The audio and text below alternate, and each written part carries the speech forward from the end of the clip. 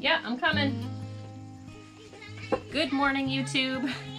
Welcome back to the Eaton Homestead. My name is Danielle. My farm, my house, my life, everything is a giant hot mess right now, and I'm going to show it to you because I'm just that brave and secure in my messiness. So come along with me. Let's go take a look in the garden. Before we get into the garden, we need to go feed and water the animals. So I'm throwing on my super cute socks and my even cuter boots, and we're gonna go do it. You, me, and Wyatt, let's go. Ready, bud? Yeah. Okay. What's that water? This water's for the goats. I have dreams of getting water out here to the barn someday, so I don't have to haul buckets of water anymore. That would be really, really nice. Hold on.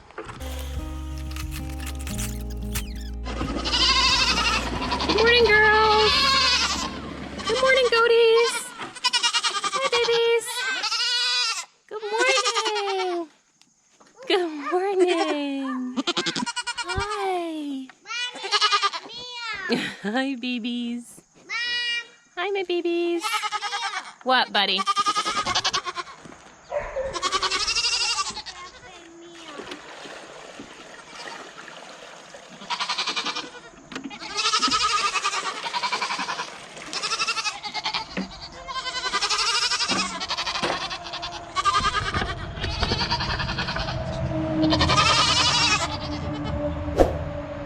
Hi, girls.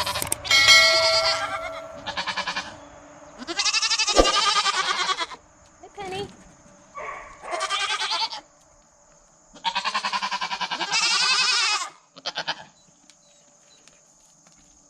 Hi, Betty.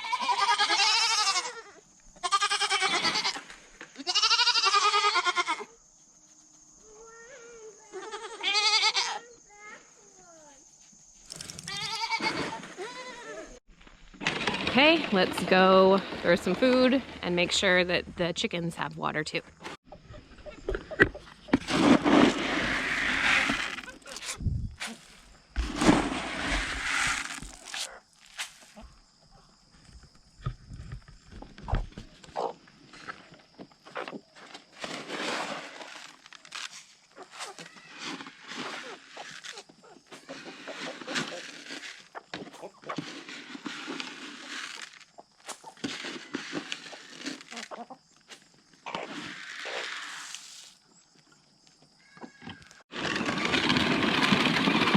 Here's my farm helper. What are you doing? Watch where you're going.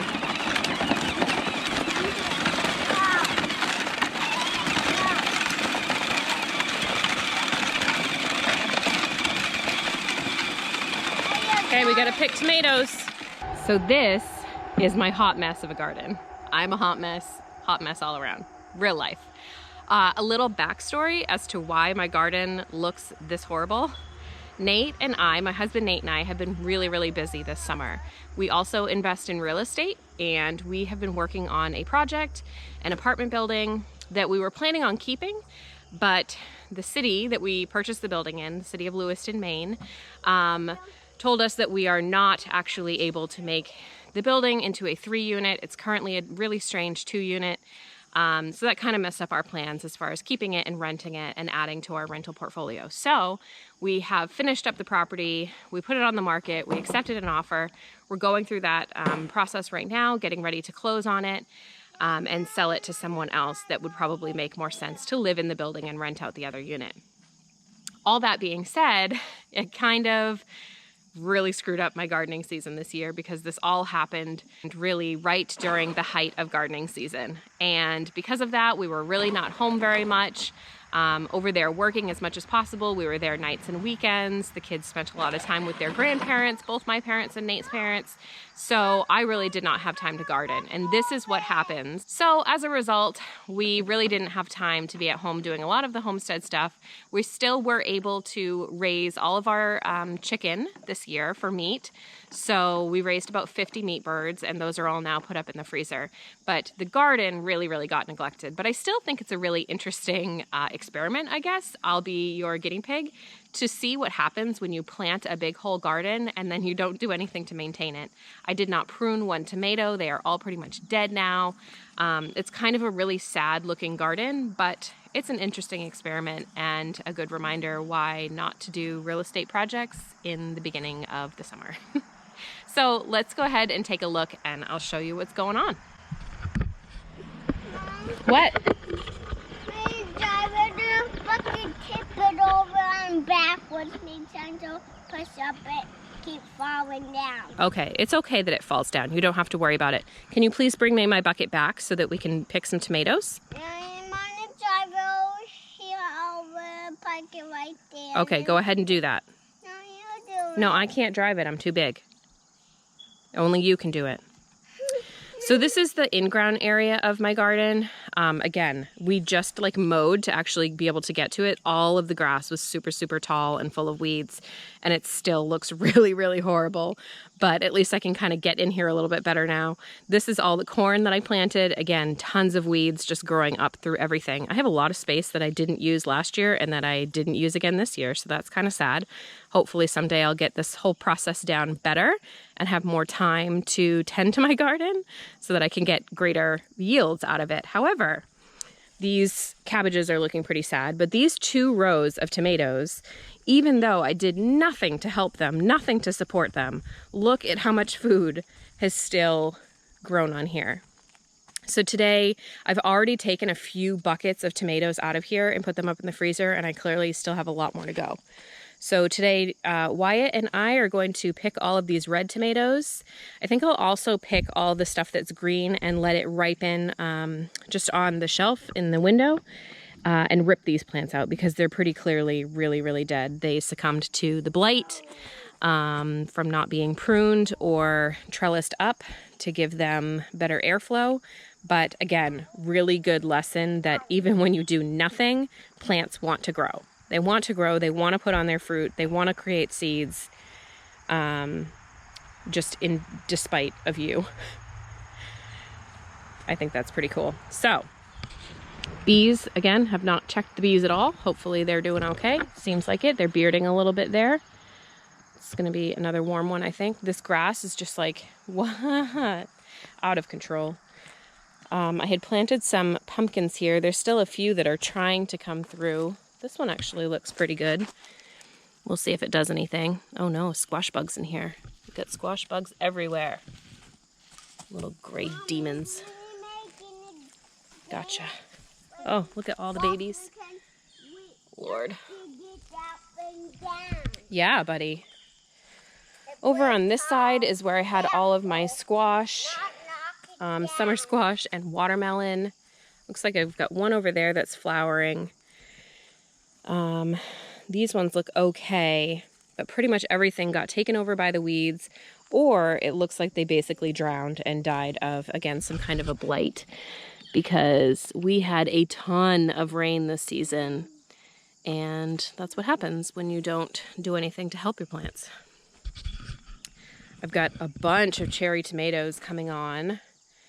Wyatt and I picked a bunch yesterday, but I need to get in here and pick the rest of them. It's hard to even see what's in here. Again, more tomato plants that have put off some fruit but are pretty well dead. So I think I will probably pull those out as well. All of these tomato plants or anything that has died of blight, I'm not going to throw in the compost pile just because I don't want to keep that cycle of whatever that like bacteria or fungus is that's growing. I don't want to keep it alive. So I will probably make a pile of those plants over by our very overgrown fire pit, and that should give me some motivation to get over there and weed whack it out and start a fire one of these nights to burn those plants up so we can get rid of that fungus and not keep perpetuating it. It's always going to come back. I mean, it's just part of gardening. You're going to find blight, especially when there's a lot of moisture, and our summer started out really hot and dry. Last summer was like no rain whatsoever. It was really, really hard to garden and keep things alive because everything was drying out way too fast. We've had the opposite. It started out hot and dry, And then it's just been so much rain, still pretty hot, which again just adds to the humidity and the moisture, and all of that is not great for your plants. Too much moisture causes these funguses and bacteria and things to grow and really hurt your plants. If I was taking better care of them, I would have been able to snip those branches and leaves off as I started to see those things happening, but I was not here to do that. So again, it's just a really good experiment to see what happens when you do nothing. And I've grown a lot of seeds, so I'm counting that as a positive, that I can collect lots and lots of seeds and have those for next year. I had peas in this trellis that I did go ahead and just tear those out, or I cut them to let the roots stay in the ground and decompose and add those nutrients back in. But I have a lot more that need to come out still. Again, my pak choi is just seeds. This bee doesn't seem mad about it, nor do the thousands of Japanese beetles. Ugh. Got some celery. These were spinach and some arugula that, again, I'm just letting it dry out now and go to seed. So it looks like these seed pods are ready. Once they get totally dry, this is hard to do one-handed, but once they get totally dry, you will see the little pods are full of seeds. See? Look. See the little seeds in there? Now we can grow more. So yeah, I've got some celery in here, some sage and some basil, some very eaten up ground cherries. Again, I got to get out here and pick these. These are the coolest things. These really pretty like paper lanterns. This is called a ground cherry, and you open it up. And inside, Wyatt, please don't pull on the camera. Inside is little fruit. And they are very yummy. You get it? Yeah. You gonna eat it? No. Let me see. You don't want to eat it? I'll eat it. Ding, ding. Ding, ding. It's funny, ground cherries are a little bit strange to me. Ding. I know a lot of people, including Nate and my dad, that would like never touch a tomato. This is sort of like a cross between a cherry tomato and a tomatillo, maybe. But they're very, very sweet. They're almost a little bit tangy. These ones are called Aunt Molly's ground cherry. They also have pineapple ground cherries, which I'd be interested to try that variety to see if they're any more sweet. They've just got kind of like a funny flavor to me. I don't hate them. I don't love them. I'm just kind of in the middle on it. But I did plant a lot of these plants this year because I wanted to have enough to be able to make some jam or jelly from, because I think that this flavor would be just a really yummy, interesting jam. Oh, look, there's a little white Casper eggplant in here. Again, even when your garden is a hot mess and there are weeds everywhere, stuff wants to grow. The strawberry bed has a lot of grass growing in it. I need to get in here and clean this all up. We got tons of strawberries out of here this year, though, so I'm super pumped about that.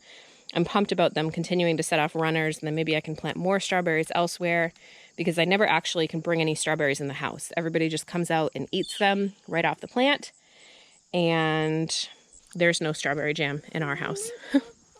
So back over here, the pak choi is just going crazy. I'm also just okay with the flowers and having lots and lots of food for the bees. I don't know if you can see her. Her legs have pollen on them. She's collecting it to bring back to the hive.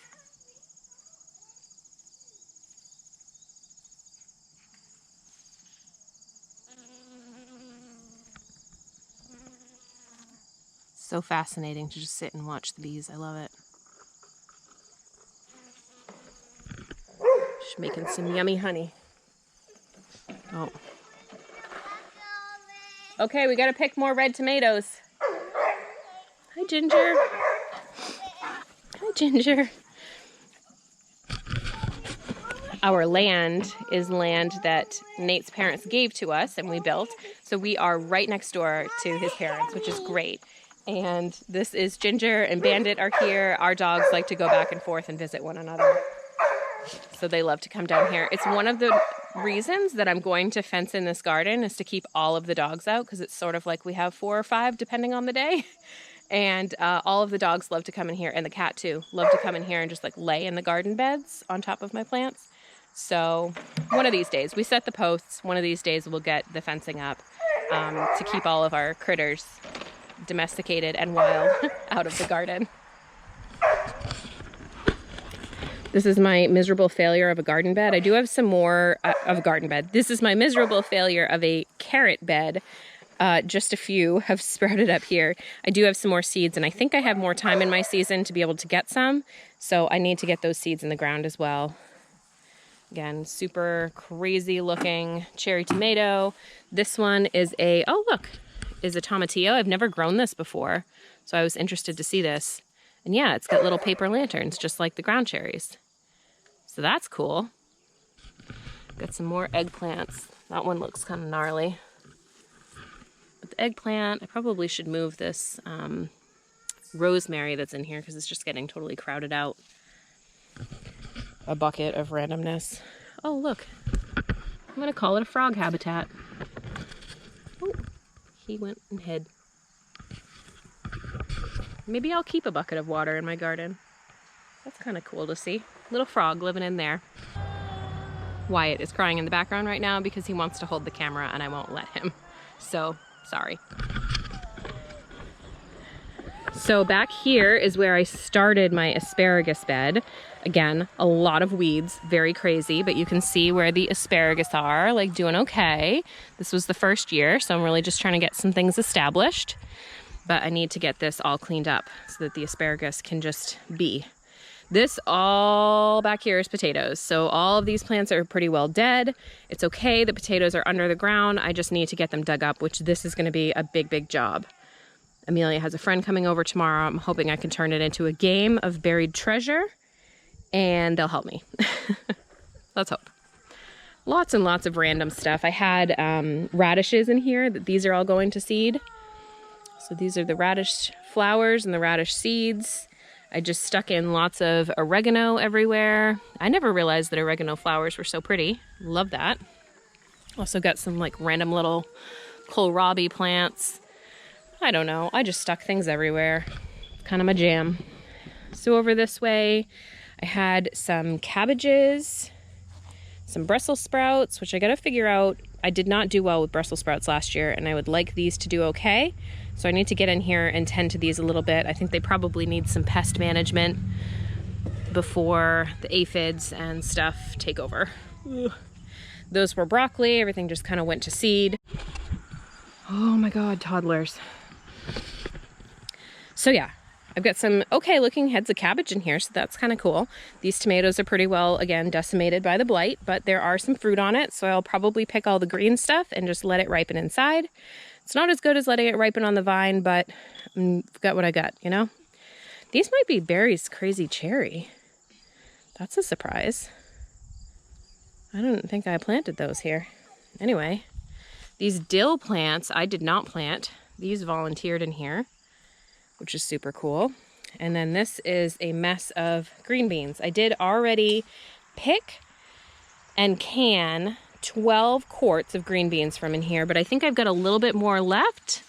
I'm gonna come through here and see what else I can pick, and then just get rid of the plants because they have been eaten by the Japanese beetles. These bugs right here, nasty. They just decimate these plants, turn them right to lace.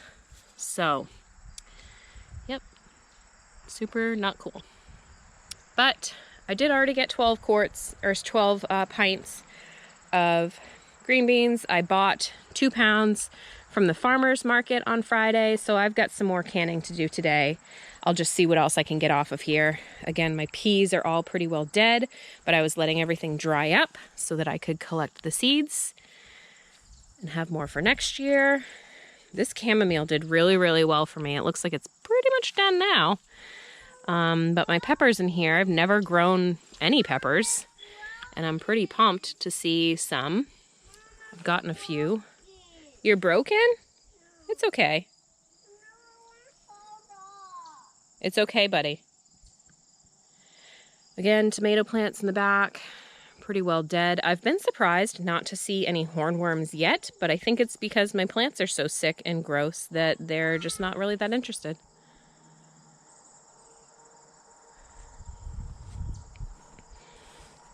So I've got some really nice fruit on here. And I'm pumped because this was the Paul Robeson, and I had a really hard time growing this last year, and now I've got some really nice looking ones. So there's some more tomato sandwiches in my future. Some cucumbers that I had thrown on here. I've actually got a cucumber, so that's cool. Another little baby cucumber.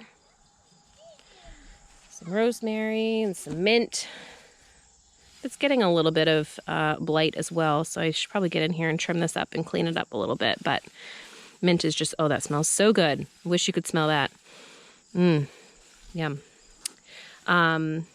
Yeah, mint is very, very persistent, so I'm not too worried about killing it, although I have killed mint before. Some garlic that I never pulled up, so that's going to be interesting to pull up. And all of these onions hopefully are not ruined from sitting out in the rain. Why is my child just melting? Wyatt, you're okay, buddy. I'm trying my best to get this little tour shot for you guys, so I have something to show you before I clean this up. But my toddler needs to be turned off and turned back on again. I don't know. There's no manual for him. There's a lot of whining and crying. He's turning 3 on Saturday, so 3-nager, just emotional. I don't know. It's like this all the time. This was some lettuce that just bolted. So again, I'm just kind of leaving it and letting it set its pods. I'm learning a lot this season about how things set their seeds. That's going to be my positive takeaway. Some more dill that I did not plant. Yep, there was more beans on this side, more peas, I mean. Still got some more beans in there to get. That I took most of those out. This was kind of like a random little bed. I do still have some more kohlrabi in here, so that's cool. This was a blue kohlrabi. This is a very strange looking one that's probably getting a little past its prime. This was just kind of some random broccoli.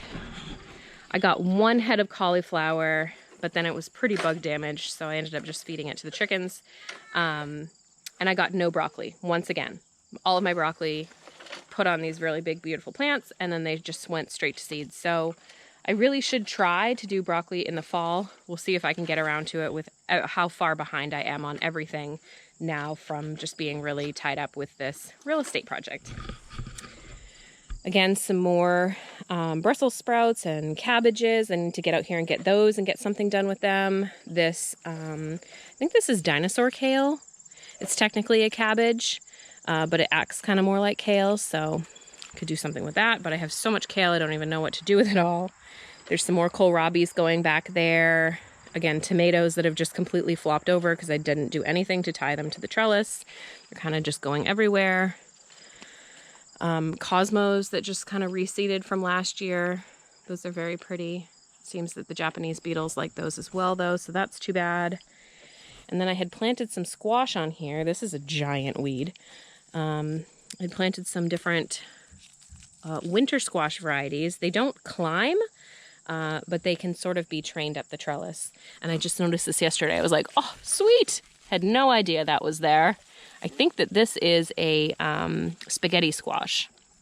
So I'll probably come out and just take that off the vine and let it kind of ripen up inside, because look at what is going on in here. The squash bugs are incredible. So many. Look at that nastiness. I hope that the camera can pick that up, because that is so gross. They are just covering this plant. These are the eggs on the back there, if you can see that, the shiny little brown eggs. And then those are little tiny baby ones. And they get bigger and bigger and bigger. Oh, so gross. So gross. So I don't know. I'll see what I can do to help keep this plant going, if I can keep it going, because it's got some lower leaves that look really, really healthy. It's still setting blossoms. But some of these have been pretty well decimated by these squash bugs. I've got some onions tucked in there somewhere, and this is all kale. So I'm like drowning in kale. Again, these plants have just gotten massive because I just let them go, didn't do anything to it. And this is what's happened. And the weeds, I think that was some lettuce back there that again is bolting. setting seeds, which is fine. I'll just collect lots of seeds this year. But I've still got lots of potatoes, lots of tomatoes, still a lot of food coming out of a garden that I've done almost nothing to maintain. I got it all planted and then got busy and did not have the time to take care of it. So it looks really, really horrible. I'm embarrassed to show it, but I'm just showing you real life, and hopefully you can take some life lessons from this as well. It's a bummer because up here in Maine, we have a really long winter, and ooh, I gotta show you guys that. Go see that in a second. Yeah, I wait all winter long. I literally like count down the days, and I spend my winters curled up by the fire in a blanket with, you know, hot coffee or hot cocoa, and looking through seed catalogs and just dreaming about the summer and the gardening season. And I sort of feel like I didn't get a gardening season this year. Obviously I did, because here I am in my garden with lots of food, but I didn't really get a chance to enjoy the garden the way that I like to, just because of the timing of things and work. So you have a garden? That's awesome. So I'm trying to keep a positive attitude and, you know, really look at all of the food that I have grown, all of the seeds that I'm collecting. I was definitely running low on a lot of seeds, so I'll be interested to see what I can. That is kale. Can you say kale? Kale. Good job. All the seeds that I'm collecting, I was running pretty low on seeds this last year, so I'll be interested to see what I can collect and not have to buy for next year. That'll be kind of cool. But I really just need to get this all in order. So today, Amelia's at her art camp this morning, and Wyatt and I are going to focus on picking any last beans that we can get off the plants so that I can get the rest of the green beans canned, and then I think we should be pretty well set for green beans. We'll see how long that lasts us. Green beans and carrots are the two big vegetables that my family will eat, but it looks like I've still got lots of peppers out here to pick, so maybe I can make some salsa. The salsa recipe that I made last year was so good, and we went through it so fast. I hope that I can find that again to do that with some of these tomatoes as well. Are you eating it? No. Well, don't pick it if you're not going to eat it.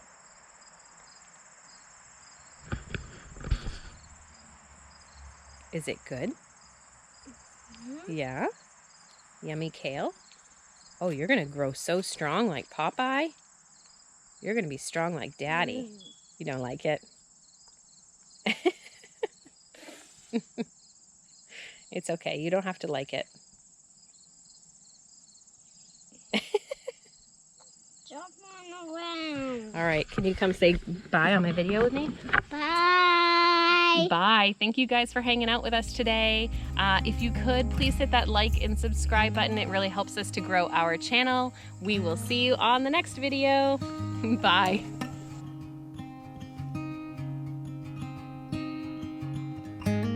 So here's the thing that I almost forgot to show you because my battery died and I had to go in and change it. Over here, this caught my eye.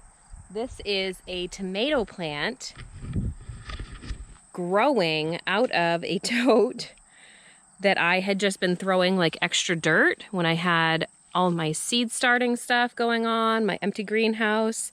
When I was getting everything out into the garden, I had thrown some little tomato plants that looked like, you know, they were just, I thought they were dead.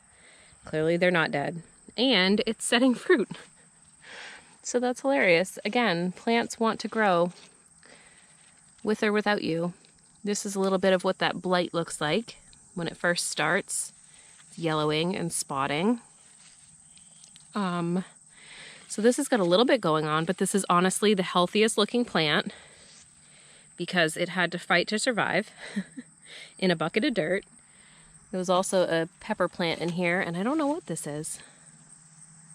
I want to say this is hollyhocks, but I don't know. Maybe if you know, tell me. Anyway, thought that was kind of cool. Yay for volunteers.